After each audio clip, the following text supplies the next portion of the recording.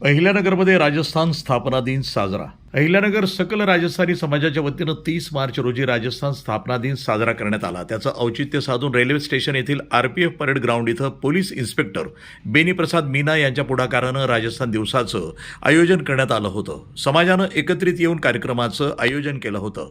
राजस्थानी संस्कृती, वीर योद्धे, राजे महाराजे यांच्या शौर्यगाथांचे वर्णन करण्यात आले. तसंच राजस्थानी वेशभूषामध्ये राजस्थानी संस्कृतीतील नृत्यांचं सादरीकरण करण्यात आलं.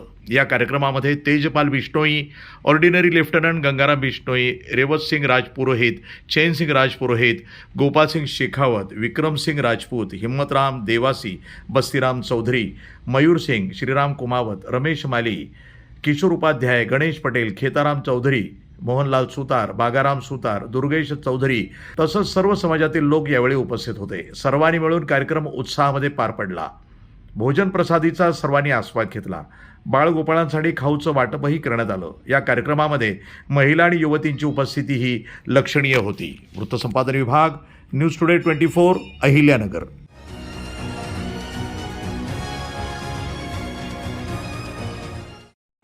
राम राम साहब, आज दिनांक 30/3/2026 सभी राजस्थान भाइयों के द्वारा राजस्थान स्थापना दिवस के उपलक्ष्य में RPF parade ground railway station Ahilyanagar police inspector Shri Beni Prasad ji Meena के कर कमलों द्वारा राजस्थान दिवस का आयोजन रखा गया था। सर्व समाज ने मिलकर समारोह का आयोजन किया।